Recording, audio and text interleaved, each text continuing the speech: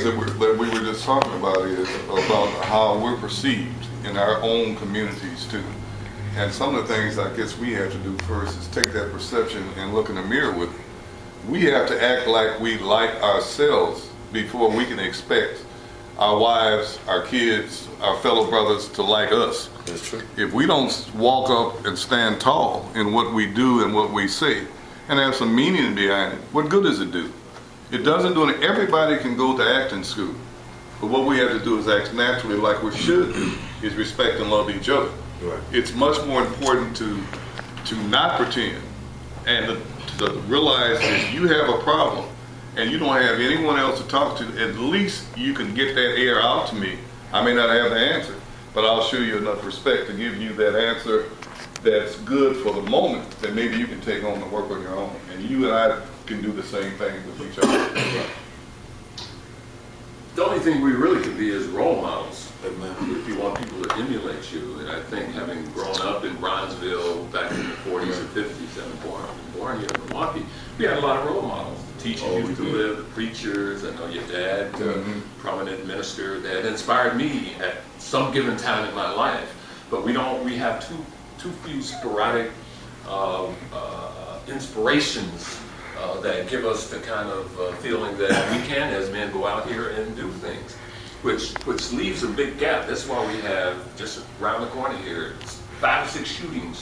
Like in Chicago, all of the shootings, it's a mental attitude that is being generated towards each other, which is really counterproductive.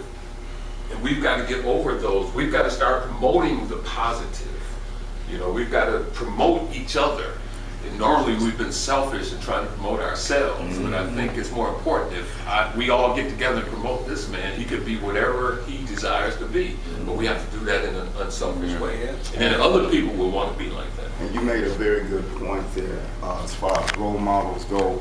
And one of the things is that the church used to be out front, being the leaders and the pastors of the church, but now it's difficult to distinguish between the pimp and the preacher, because you've had so many preachers that have had that little eye to lead them and use the ministry to gain wealth for themselves. So you got a lot of young brothers out there won't even step foot into the church because they see that all the time. How many more cars do you need to add to your garage? How many more pair of shoes need to go in your closets and suits on your back? It's time for preachers to get out here and really start giving back. I know they come from the pulpit, deliver the gospel of Jesus Christ, but you got young brothers out here, they want you to keep it 100. If you can't get out here and walk through the neighborhood and mingle with them, hug them, talk to them, because they intimidate you, because they tatted from head to toe, then we're not going to have that interaction, that communication that's necessary.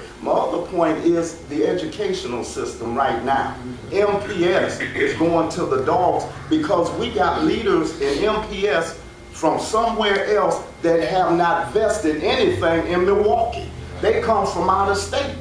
They come from out of state. And yet they don't implement the necessary resources to support some of these great administrators. And I know this personally because I'm in the MPS system. Now we have a pastor that is going to adopt Washington High School under the umbrella of Community Baptist Church so that we can work out a system to help the young men and young women. We've got a dean of student affairs, MATC, that will implement apprenticeship programs.